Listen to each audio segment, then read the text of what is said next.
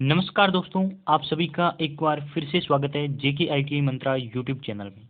NPCIL Narora के exam होने ही, तो उसके लिए मिक्स इम्पोर्टेंट क्वेश्चंस की क्लास लेकर उपस्थित हुए हैं, जिसमें जनरल अवेयरनेस, जनरल साइंस और मैथ्स के इम्पोर्टेंट क्वेश्चन रहेंगे। ये हमारा तीसरा पार्ट है। इससे पहले 2 पार्ट कंप्लीट हो चुके हैं। आई होप आपने उन क्लासेज को भी जरूर अटेंड किया होगा।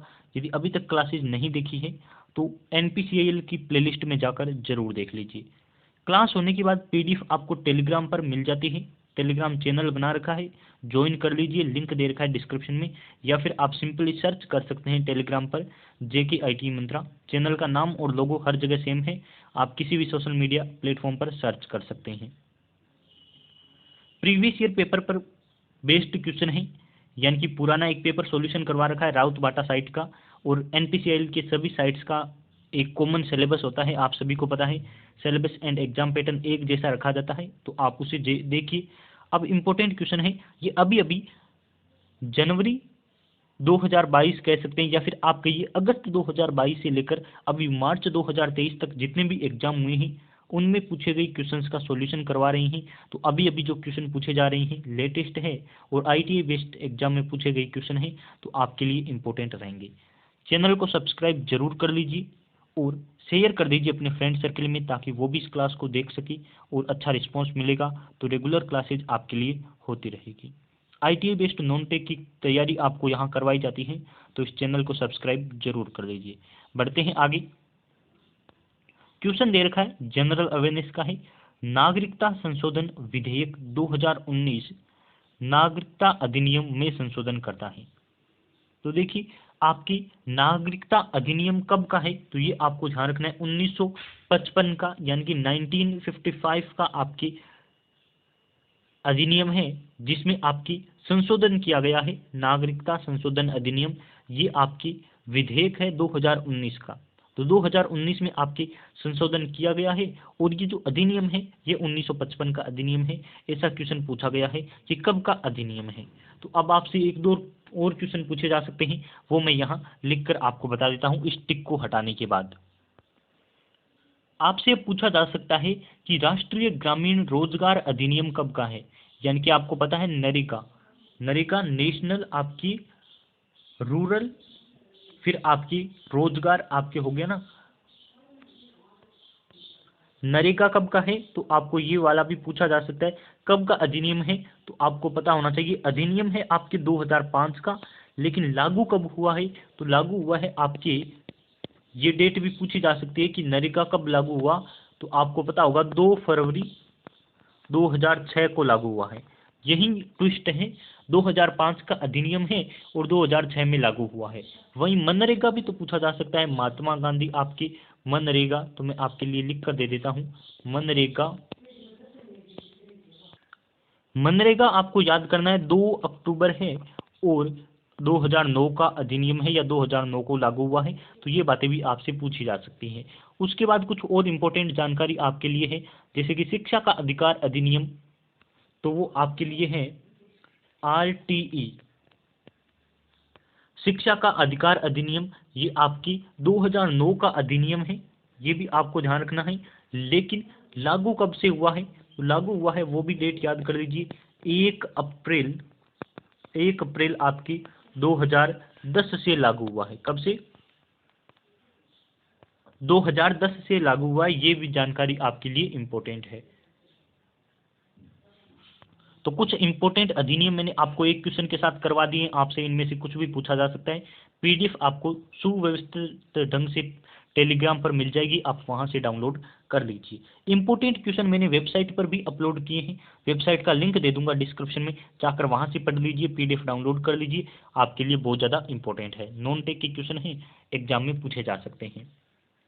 यदि किसी परमाणु में प्रोटॉनों की संख्या 39 यानी कि 39 है, तो इलेक्ट्रॉनों की संख्या क्या होगी। जनरल साइंस का क्वेश्चन है, आपके लिए एग्जाम में इंपॉर्टेंट है, पूछा जा सकता है। अभी अभी आईटीआई बेस्ड एक एग्जाम हुआ है, उसमें यही क्वेश्चन पूछा गया है, और आंसर की अभी अभी जारी हुई है, तो आपसे भी पूछा जा सकता है। पहले आपको पता होना चाहिए कि एक परमाणु में क्या क्या होता है, तो आपको याद होगा परमाणु में क्या होता है। एक होता है आपकी प्रोटॉन, इस प्रोटॉन का आवेश पूछा जा सकता है, पॉजिटिव चार्ज होता है। फिर आपके होता है एक इलेक्ट्रॉन, इलेक्ट्रॉन होता है, और इलेक्ट्रॉन क्या होता है तो आप कहेंगे नेगेटिव चार्ज होता है। और फिर होता है आपके एक न्यूट्रॉन, और न्यूट्रॉन क्या होता है तो आप कहेंगे आवेशहीन होता है, यानी कि न्यूट्रॉन है तो नए से आपके नो चार्ज आप इसे कह सकते हैं, किसी भी प्रकार का इस पर आवेश नहीं होता। प्रोटॉन होता है जो नाभिक में उपस्थित होता है, न्यूट्रॉन होता है जो नाभिक में उपस्थित होता है, लेकिन इलेक्ट्रॉन है आप कह सकते हैं ये आपके बाहर यानी कि कक्षा में चक्कर लगाता रहता है, इलेक्ट्रॉन चक्कर लगाता रहता है, नेगेटिव चार्ज वाला होता है। अब देखिए किसी भी नाभिक में प्रोटॉन की संख्या और उसमें चक्कर लगाने वाले इलेक्ट्रॉनों की संख्या बराबर होती है। तो यदि परमाणु में प्रोटॉन की संख्या 39 है तो इलेक्ट्रॉन की संख्या भी 39 होगी, दोनों संख्याएं बराबर होती हैं। एक बात और ध्यान रखनी है कि एक परमाणु विद्युतीय रूप से उदासीन होता है। उदासीन का मतलब होता है न्यूट्रल होता है, उसका कोई चार्ज नहीं होता। कोई चार्ज क्यों नहीं होता? क्योंकि प्रोटॉन पॉजिटिव के 39 है और आपकी इलेक्ट्रॉन नेगेटिव 39 है, तो दोनों बराबर हो जाते हैं, और पॉजिटिव माइनस पॉजिटिव और नेगेटिव आपको एक दूसरे को काट देते हैं, तो आपके लिए वो एक तरह से न्यूट्रल हो जाता है। ये बातें भी आपको ध्यान रखनी है। परमाणु संख्या प्रोटॉन की संख्या के बराबर होती है, यानी कि परमाणु की संख्या भी आपकी 39 नंबर का ये आपके होगा। अब बढ़ते हैं आगे क्वेश्चन के। ऐसे क्वेश्चन आ सकते हैं, इसमें से जो मैंने आपको बताए इनमें से 2-4 क्वेश्चन आएंगे कि प्रोटॉन का चार्ज कैसा होता है, पॉजिटिव, चक्कर नाभिक के अंदर कौन से उपस्थित होते हैं, तो नाभिक के अंदर प्रोटॉन और न्यूट्रॉन रहते हैं, इलेक्ट्रॉन बाहर चक्कर लगाता है। आगे क्वेश्चन है पल्लवों की राजधानी थी। देखिए अब ये क्वेश्चन आपसे पूछा गया है जनरल इंटेलिजेंस की, या फिर आप कह सकते हैं जनरल अवेयरनेस के पोर्शन में, और कांचीपुरम आपको ध्यान रखनी है, ये आपके पल्लवों की राजधानी थी। अब आपको 2-4 और यहां से क्वेश्चन याद कर लेने हैं। पल्लवों की राजधानी आपसे पूछी गई है, और भी चंद्रगुप्त मौर्य और उसके टाइम की पूछी जा सकती है, वो भी जरूर याद कर लीजिए, इंपॉर्टेंट है। ये क्वेश्चन अभी अभी एग्जाम में आया था तो मैंने इसका आंसर आपको बता दिया है। आगे आपका मैथ का क्वेश्चन है, दो संख्याओं के बीच अंतर आपको दे रखा है 1140 का। ध्यान से समझिए, क्वेश्चन थोड़ा लंबा है लेकिन आपको एक एक बात समझनी है ताकि आपका आंसर सही आए। पहली बात ये कह रही है कि दो संख्याएं हैं उनका अंतर, यानी कि आप x माइनस वाई करते हैं तो दोनों का अंतर आपके 1140 होगा। इसे आप समीकरण नंबर 1 नाम देकर लिख लीजिए, ये आपकी समीकरण कहती है।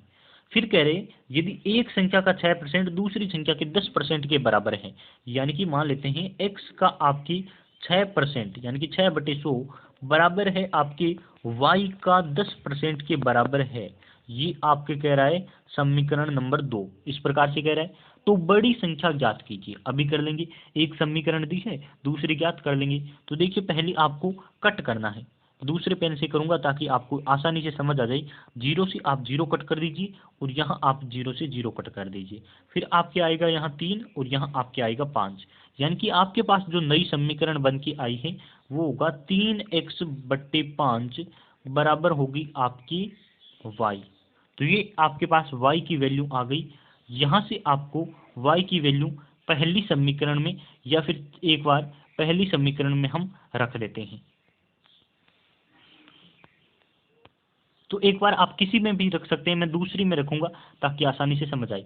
दूसरी आपकी समीकरण क्या थी, सरल लग रही है उसमें रख देते हैं। तो सरल आपकी मुझे पहली वाली लग रही है कि x माइनस वाई बराबर आपके 1140, और हमने क्या किया है y की वैल्यू निकाल दी है। y की वैल्यू हमने क्या निकाली है, तो हम कहेंगे x माइनस फिर y की वैल्यू पुट कर देते हैं यहाँ 3x/5, 3x/5 फिर आपकी बराबर का निशान और 1140, ये आपकी समीकरण हो गई। इसे अब काटापीटी करके हम आंसर निकाल सकते हैं। तो देखिए पहले मैं कर देता हूँ x माइनस 3x/5। अब देखिए लघुत्तम लेना पड़ेगा, बराबर आपकी 1140। एक एक पेज में करूंगा ताकि समझ आ जाए आपको। तो लघुत्तम लेके इसे कर देते हैं हम, आपके आएगा लघुत्तम आपको लेना आता होगा 5x माइनस 3x बराबर आपकी 1140। फिर आप x से माइनस कर दीजिए 2x/5 बराबर 1140। तो आप कर दीजिए, यहाँ गुणा करना है आपको, x बराबर 1140, थोड़ा मैं यहाँ लिख देता हूँ, x बराबर आपके 1140 इंटू आपके 5, ये इधर भाग में चला जाएगा गुणा में, और बट्टे 2। ये फिर आप काटा पेटी करके आंसर लाइए। तो मैं अभी एक बार इरेज कर देता हूँ, थोड़ा यही इसी पेज पर कर लेते हैं, हमारी आसान रहेगा, आसानी से।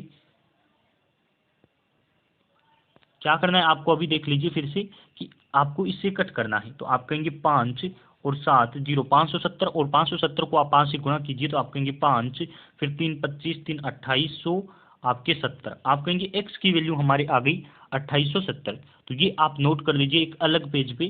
क्या करना है आपको, x बराबर कर देना है 2870, है ना। और फिर y की वैल्यू निकालनी है। तो फिर समीकरण में मान रखिए, समीकरण कौन सी है, देखिए यहाँ, ये रही आपकी समीकरण, यानी कि पहली वाली में रख दीजिए। x की वैल्यू आपके पास आ चुकी है, y की निकालनी है, तो x माइनस वाई बराबर क्या होगा, 1140, और x की आपके पास है 2870। तो 2870 में से आपको करना ही, लिख देते हैं यहाँ मैं एक बार फिर से, 2870 माइनस वाई बराबर 1140। तो 1140 इधर माइनस में आ जाएगा और ये प्लस में हो जाएगा। तो आप कट कर लीजिए, यानी कि आपको y की वैल्यू निकालने के लिए मेथ आती होगी छोटी सी, आपको 2870 में से 1140 कम करना है या घटाना है, आप डायरेक्ट कह सकते हैं। तो मैं इतना इरेज करके यहीं लिखूंगा 1140, फिर आप कहेंगे यहाँ आ जाएगा 30, और यहाँ आपके 700 1700। तो y की वैल्यू आपकी आ जाएगी 1730, और x की वैल्यू आ गई आपकी 2870। बड़ी संख्या पूछी है तो बड़ी आपकी 2870 है, तो आप कर देंगे इतना। तो क्या करना था आपको, 2800, यहाँ आप फिर से देखिए 2850 लिखा है, और यहाँ आप मैंने गलती से थोड़ा सा 2870 लिख दिया ना, 2850 करना है आपको, फिर से देख लीजिए 2850, और आपको माइनस करना है 1140। तो आपके आ जाएगा 10, और इधर 7 और 1, 1710। y की वैल्यू आ गई 1710, x की 1850। बड़ी संख्या आपसे पूछी है तो 2850 आपकी सही है। आई होप आपने ये प्रोसेस सही से समझ लिया है, आंसर आप निकाल पाएंगे। बस कैलकुलेशन में गलती मत कीजिए, फॉर्मूले आपके लिए यही 2 फॉर्मूले हैं, इनको सोल्व करके आंसर निकाल सकते हैं। आगे बढ़ते हैं। यह आपकी क्वेश्चन है जनरल अवेयरनेस का, अभी करंट का क्वेश्चन है तो आपके पूछा जा सकता है। क्वेश्चन कह रहा है, खेलो इंडिया यूथ गेम्स 2022 के दौरान किस राज्य ने सर्वाधिक पदक जीते। अभी अभी आपकी यूथ खेलो इंडिया यूथ गेम्स हुए हैं 2022 की, तो इसमें सर्वाधिक पदक किस राज्य ने जीते हैं। आपको पता होगा हरियाणा ने आपके सबसे अधिक पदक जीते हैं। अब आपको बताना है कितने कितने पदक जीते हैं, ये आप कमेंट में बताइए। कमेंट आपको करना है, कमेंट यहाँ मैं लिख देता हूँ, कर दीजिए, आपको पता चलेगा कि किस किस को नॉलेज है। आगे बढ़ते हैं। यदि आपको नहीं पता है तो गूगल कर लीजिए, एग्जाम से पहले पता जरूर कर लीजिए। यदि क्वेश्चन आ गया तो आपको सही करना है। किस टीम ने 2022 रणजी ट्रॉफी का फाइनल जीता है। तो रणजी ट्रॉफी का फाइनल आपके मध्य प्रदेश ने जीता है, ये भी आपको पता होना चाहिए। करंट का क्वेश्चन है, एग्जाम में पूछा जा चुका है, तो आपको भी ध्यान रखना है। अभी अभी एक और करंट की क्वेश्चन है कि भारत का जो आपकी ग्रीन हाउस गैसों के उत्पादन में कितना योगदान है, या फिर ग्रीन हाउस गैसों के प्रदूषण में भारत कितवें नंबर पर है। तो भारत आपके 5वें नंबर पर है, ये भी आपको पता होना चाहिए।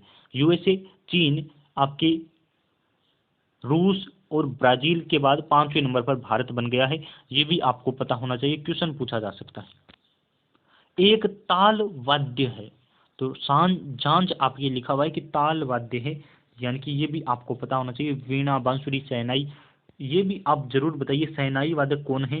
भजन सोपारी आपके शहनाई वादक हैं, जिनकी अभी अभी मृत्यु हुई है या फिर निधन हुआ है। भजन आपके सोपारी, ये मैंने आपको करवा रखा है ना, भजन सोपारी और के बारे में। बिस्मिल्लाह खां संतूर वादक, तो आप जरूर याद रखिए जिनके निधन हुए हैं। झांझ आपके ताल वाद्य यंत्र है। आगे क्वेश्चन पूछा है, दिल्ली में कुवत अल इस्लाम मस्जिद और अजमेर में 2.5 दिन का झोंपड़ा मस्जिद का निर्माण किसने करवाया। अब देखिए ये क्वेश्चन बहुत ही ज्यादा इंपॉर्टेंट है, मेरे देखते देखते अगस्त 2022 के बाद 3 से 4 एग्जाम में ये क्वेश्चन आ चुका है। कुतुब मीनार आपकी कुतुबुद्दीन ऐबक इसका सही आंसर करना है। अब देखिए इनमें से 2-4 मैं इंपॉर्टेंट क्वेश्चन बता देता हूँ। एक क्वेश्चन आता है, निम्न में से कौन है जिसकी मृत्यु पोलो या फिर चोगान खेलते हुए है। चौगान खेलते हुए है, ये भी आपको ध्यान रखना है, तो वो है कुतुबुद्दीन ऐबक। अब कुतुबुद्दीन ऐबक को दूसरा किस नाम से जानते हैं, तो आपको ये ध्यान रखनी है, लाख बख्श के नाम से इसे जानते हैं, बख्श के नाम से इसे जाना जाता है। फिर ये क्वेश्चन आता है कि इसने किस वंश की स्थापना की, तो गुलाम, यामिनी वंश, इल्बरी वंश, इसकी स्थापना किसने की, तो ये भी आपको ध्यान रखना है, कुतुबुद्दीन ऐबक ने यामिनी वंश, गुलाम वंश की स्थापना की है।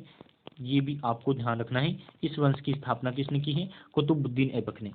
कुतुब मीनार की जो शुरुआत है या निर्माण कार्य शुरू किसने करवाया है, तो आपको ये ध्यान रखना है, कुतुब मीनार का इसने निर्माण शुरू कराया, कुतुब मीनार का, है ना, तो ये भी आपको ध्यान रखना है। और कुव्वत एल इस्लाम मस्जिद भी बनाई है दिल्ली में, और 2.5 दिन का झोपड़ा जो अजमेर में है वो भी इसने करवाया, कुतुबुद्दीन ऐबक ने। अब क्वेश्चन आपसे पूछा जा सकता है कि इल्तुतमिश कौन है, तो इल्तुतमिश आपको पता होना चाहिए, कुतुब मीनार का पूरा कार्य, संपूर्ण कार्य इल्तुतमिश ने पूरा करवाया है, और इक्ता प्रणाली लागू करने वाला इल्तुतमिश था। इक्ता प्रणाली का मतलब है कि राजा के जो इम्पोर्टेंट या मेन जो आदमी होते थे, खास आदमी होते थे, केवल वही राज्य करते थे, या फिर मेन जो मुख्य मंत्री बनते थे वो उन्हीं में से बनते थे, यानी कि कुलीन परिवार के हाथों में राज सत्ता थी, एक लाइन में इसे आप कह सकते हैं। आगे क्वेश्चन है, सांग नृत्य रूप की सच्ची संस्कृति का प्रतिनिधित्व करता है, तो हरियाणा आपके सांग नृत्य का सच्चा प्रतिनिधित्व करता है, ये भी आपको ध्यान रखना है। डायरेक्ट ऐसे क्वेश्चन पूछा है कि सांग नृत्य कहाँ का है, हरियाणा का है। अब आपसे छत्तीसगढ़ का पूछा जा सकता है, हिमाचल प्रदेश का पूछा जा सकता है, राजस्थान का पूछा जा सकता है। राजस्थान का तो पूछे तो आपको एक ही आंसर देना है। देखिए मैं आपको लिख कर दे देता हूँ, राजस्थान का आपके हैं घूमर, ये ज्यादातर पूछा जाता है। दूसरे नंबर पर यदि कोई पूछा जाता है तो वो है कालबेलिया, कालबेलिया ये भी आपसे पूछा जा सकता है, राजस्थान का लोक नृत्य है। फिर आपसे पूछा जा सकता है गरबा गुजरात का है, तो ये आपसे क्वेश्चन और भी पूछे जा सकते हैं। कथकली पूछा जा सकता है, उनको जरूर पढ़िए, कल वाली क्लास में मैंने करवा दिया है। आगे क्वेश्चन है, नदी को रेवा नदी के नाम से भी जाना जाता है, कौन सी नदी है जिसे रेवा नदी के नाम से जाना जाता है, तो नर्मदा है, जिसे आप रेवा नदी के नाम से जानते हैं। अब देखिए एक और क्वेश्चन मैंने इससे संबंधित करवाया था, वो भी आपको पता होना चाहिए कि नर्मदा नदी कौन सी है, ये अभी अभी एग्जाम में पूछा गया है। रेवा नदी की किस नाम से जानते हैं, ये आप जरूर बता दीजिए, क्वेश्चन आए तो कर दीजिए, छोटा सा क्वेश्चन है।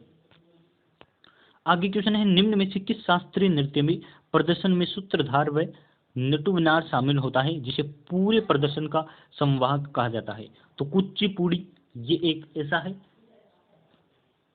जिसे आप पढ़ लीजिए क्वेश्चन और आंसर इसका आपको ध्यान रखना है। आगे आपसे पूछा जा चुका है कथक, तो कथक आपकी पंडित बिरजू महाराज, आपको नाम याद रखना है, पंडित बिरजू महाराज, जिसका हाल ही में निधन हुआ है, कथक कलाकार थे। भरतनाट्यम कहाँ का है वो आपको बताना है, ये भी आप कमेंट करके जरूर बता दीजिए। कथक कलाकार बिरजू महाराज थे, जिनका अभी हाल ही में निधन हुआ है। अगला क्वेश्चन हमारे पास है, विश्व भूखमरी या वैश्विक भूखमरी सूचकांक 2022 में भारत किस स्थान पर है, तो ये अभी 2022 का आंकड़ा है, याद कर लीजिए। भारत भूखमरी में 107वें स्थान पर है, ये आपसे पूछा जा सकता है। अब आपसे फर्स्ट सेकंड भी पूछे जा सकते हैं, वो भी जरूर पढ़ लीजिए, लेकिन भारत का एग्जाम दे रहे हैं तो भारत का ही पूछा जाएगा। आपको ये नोट ही कर देना है कि भूखमरी सूचकांक में भारत का नंबर है वो 107वां स्थान रहा है। बस इतनी क्लास लगाएंगे, 20 मिनट की क्लास हो चुकी है। आई होप आपको अच्छे से कुछ न कुछ समझ आया होगा। लाइक जरूर कर दीजिए, अपने फ्रेंड सर्कल में शेयर कर दीजिए, और चैनल पर पहली बार आए हैं तो इसे सब्सक्राइब करें। पीडीएफ हमारे टेलीग्राम पर मिल जाएगी, उसे भी ज्वाइन कर लीजिए, और लिंक दे रखा है इंपॉर्टेंट क्वेश्चन का, आप वहां से क्वेश्चन भी जरूर पढ़ दीजिए।